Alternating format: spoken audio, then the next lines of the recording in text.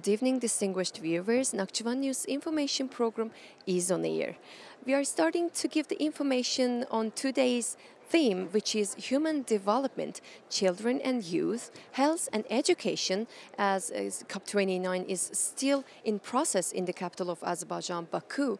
But before we start talking about today's agenda and today's events, we would love to give information, a brief information on the previous week's events that took place in Nakhchivan city. As the first one is on November 16th, the fourth assembly of the fall session of Ali Meclis in Nakhchivan Autonomous Republic was held.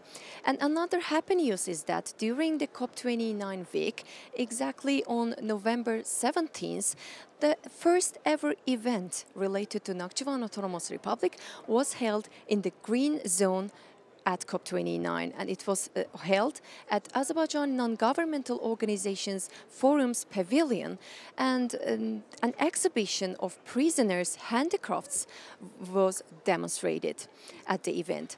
Now, moving to the more specific information from general information, we would love to mention that the day started with ministerial roundtable on global climate transparency early in the morning at COP29, and the other discussions, also based on the correlation between climate and health, were also held during the day. And as a result, in the early morning hours, Baku Declaration on Global Climate Transparency was launched and announced. As you know, all the discussions, high-level meetings, roundtable discussions and all the other stuff, these are all going on in exactly here, as I'm standing right now here at the press center, media center, and this is included in the blue zone. So discussions are going on in both blue zone and its pavilions, various countries' pavilions, including preliminarily Azerbaijan's pavilion and also the green zone. So right now,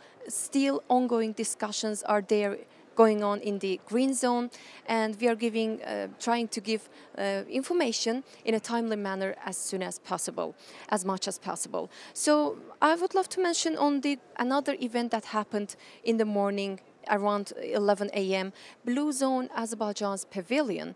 It was the topic mainly was about investing in education for climate resilience, strengthening early development, and of course environmental literacy. So the first ever speech was made by Ms. Leyla Aliyeva, founder of International Dialogue for Environmental Action.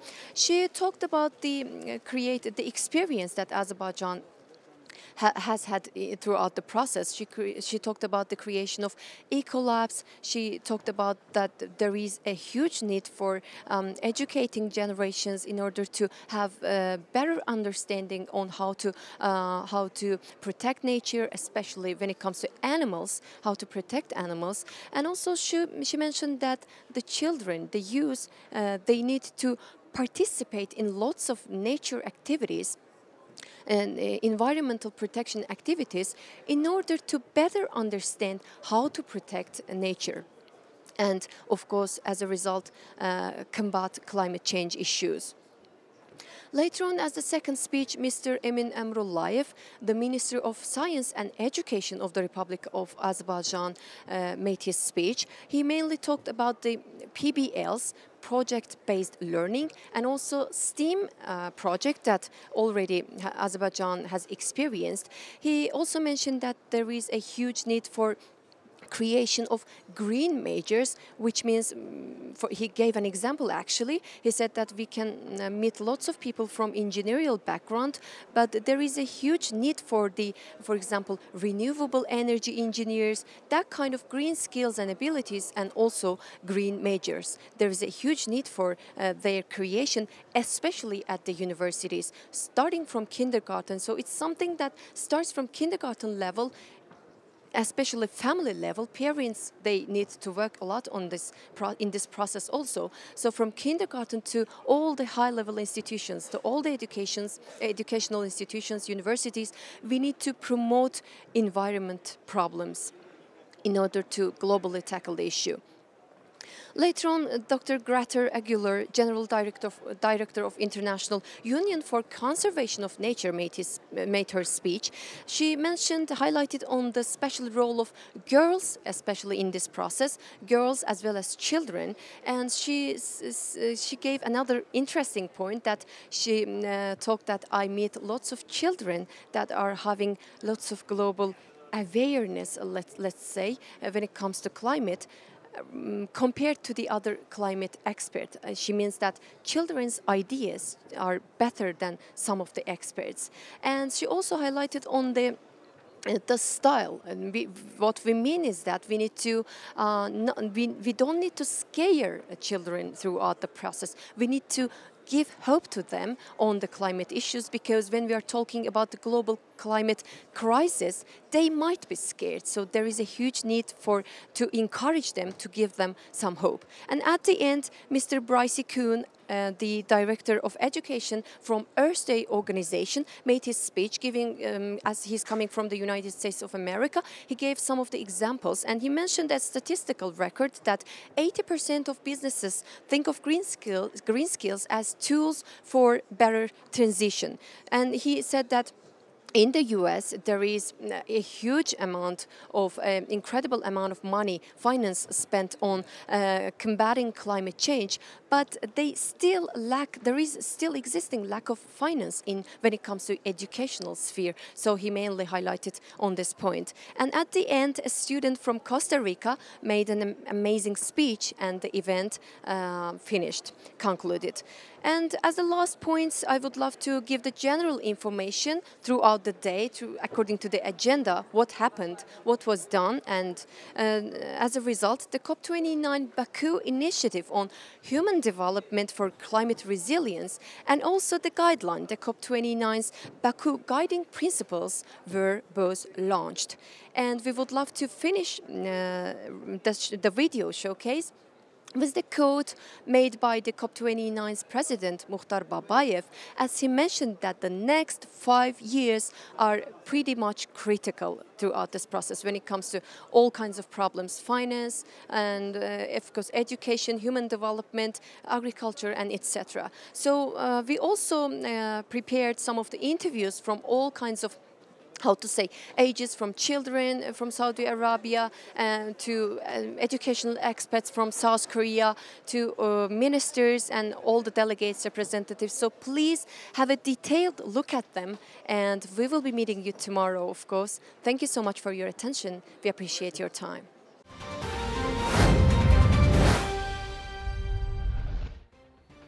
On November 16, the first meeting of the autumn session of Ali Majlis was held under the chairmanship of the first deputy chairman of the Ali Majlis of Nakhchivan Tunisi Republic, Bakhtiyar Mehmedov. The meeting focused on the discussions regarding the election of the members to the Central Election Commission of the Nakhchivan Tunisi Republic. After reading the draft decision on the discussions issue, it was adopted by voting.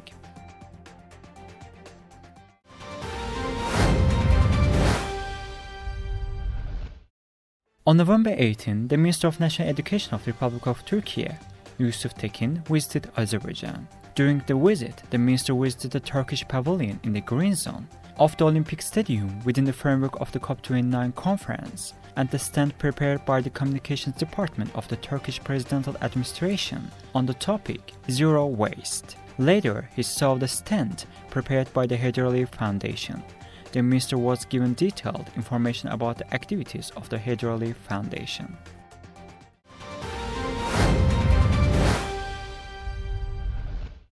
During the event organized by the Public Union for Return of Convicted Women to Society, journalist Sevinç Gülmemedova expressed gratitude to the Minister of Justice of Nakhchivan Tunisi Republic for their organizational support. A video showcasing the salt mines and recreational potential of Nakhchivan was presented, and the therapeutic benefits of the Nakhchivan salt were discussed. A panel discussions were held with the participation of the Hussein Safarov, Deputy Minister of Justice of Nakhchivan Tunisi Republic. The event concluded with the play The Woodcutter's Tale, performed by the Nakhchivan State National Drama Theatre, promoted environmental awareness and the importance of the protecting nature.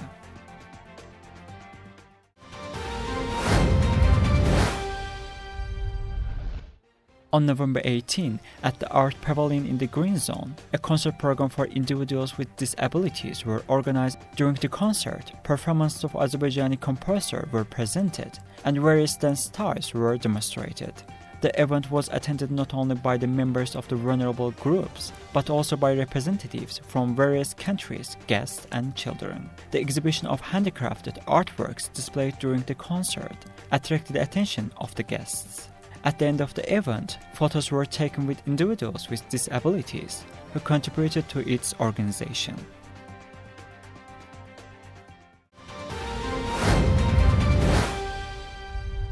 First of all, I would like to congratulate brotherly nation of Azerbaijan. Last year, when in Dubai, this decision we supported this decision. Of course, I was a bit worried. Will be able our brotherly Azerbaijan to receive such a global conference? Because the most important, the largest United Nations conference perhaps ever is always, of course, nowadays it's about climate. And I can tell you, I'm very proud of Azerbaijan. I'm very proud of Azerbaijan. The whole world is here in Baku, and it's a world-class event. But this is important, but it's not as important, because what is much more important, how professional is Azerbaijani leadership. Under President Ilham Aliyev, he is himself a diplomat, but how they are holding, this Mahmoud Babayev, the whole team, Ministry of Foreign Affairs, everything, even down to the last volunteer. Everyone is so professional. I'm so proud of brotherly Azerbaijan. And of course, today is a thematic day, is about youth, is about the future, is about education, healthcare, labor. We're having events at our national pavilion. I'm attending events here in the program. Very interesting program, a lot of ambitious agenda. A lot of, the whole world is watching what kind of decisions are we going to take. But I am very happy that Azerbaijan is chairing this global conference. First of all, I really want to congratulate Azerbaijan for the great efforts they have put, and they have organized such an amazing, they have made this small city of COP29, and where everything has been very well organized, well positioned. I think they need a huge acknowledgement, and it's a great achievement, and great achievement. Now coming back to that, today is the Education Day and Children Day as well. I think, when it comes to the COP, where all the global communities are here, I think it's very important to think about the rights of the children. Because when we talk about the global communities and when we talk about the global climate actions, I think it's moreover important that we should talk about the global actions for the children, for the education. And that cannot be done and fulfilled until and unless we are not going to talk with each other. We need to sit together and we need to come up with the actionable, things. And when everybody is talking about the NDCs, I think it's very much important to talk about the IDCs for the international developed countries, that they should also come and tell what they have done. It's very important. Like in my country today, my children are like, they're suffering. They can't take they don't have the clean oxygen to breathe. So and when we are talking about the education, my dear, if they are unable to go to school, they are unable to play, how they can get an education? So this is something, a painful thing which we are suffering as a country, as a vulnerable country. So it's very important that the vulnerable countries need to be strengthened, and the developed countries should be accountable for this. And when I say accountable, it's very much clear, because it's now or it's never. So I just believe that this COP maybe can bring a few of the things. Otherwise, like, I wish that it won't be happen like the Loss and Damage Fund, where they have pledged and they have not fulfilled. So looking forward and hope for the best. And lots of love to Azerbaijan. My name is Deok Liu, the professor of University of Suwon in Korea. Our university is located in the nearby Seoul, which is the capital city of Korea. And my job is I'm the chief leader of a Green Leadership Center of our university. And we are focusing on the education of university students who will be the main actor in the next generation for the sustainability. Because now in the world, for the sustainability, it is important for the government policy and scientists and also the specialists' activities. But also, the important thing is the general understanding of the citizens and also the affirmative consensus of the nationals and also the general contributions of the society. So, in order to build up the green leaders in Korean society, our universities try to build up many the green leaders for the next generation. Because until now, about one decades, the current generation have been tried for the sustainability, but the carbon neutrality is achievable by our next generation, roughly within 25 years. Hello, nice to meet you. What is your name? Could you please introduce yourself? And what is the reason you came to Azerbaijan to COP29? My name is Farid Mohammed Filimban. I am 9 years old and I am from Saudi Arabia. I came here to Azerbaijan COP29 because I won in the competition of 5-1 talk, so they made me go to COP29 in the United Nations, Baku, Azerbaijan, so I can participate and tell everyone about what I said. So, what were you mainly talking about? You had some initiatives, some plans, and it seems like all the people liked your speech, loved your speech actually. So, could you please tell us some hints? And what do you advise to the future generations, the same people, the same age people as you? I was talking about the initiative. I was talking about Saudi Arabia's plan towards climate change and environment and the initiatives that reflect Saudi Arabia's ambition. So, what is your advice to the people? How can we protect nature, in your opinion, and to children maybe? To protect Earth, maybe we should recycle and also stop smoking, because smoking can produce smoke and smoke can give us air pollution. And also, when you leave a room, close the lights, close the air conditioner, and close everything in the room so no smokes could come. And you could save electricity and save fuels. And instead of using cars, you could use bicycles and or walking or running, instead of using cars or using things that has carbon. So if there's something near, because you cannot do smoke. And millions of people died in London, Britain, because of the air pollution. As you know, today is the Education Day at COP29. Do you think that education is the main factor in order to tackle global climate change issues? Education. And what do you want to be in the future? In the future, I want it to be, I don't know what to be, but I think I want to be a teacher. Hopefully. So you will teach to students how to protect our environment, right? And thank you so much. Nice to meet you. And are you proud of your son? Of course, I am really proud of him, what he talked about today, and the way how he presented the Saudi Arabia initiative toward the climate change. It was great, and I can't be more happy.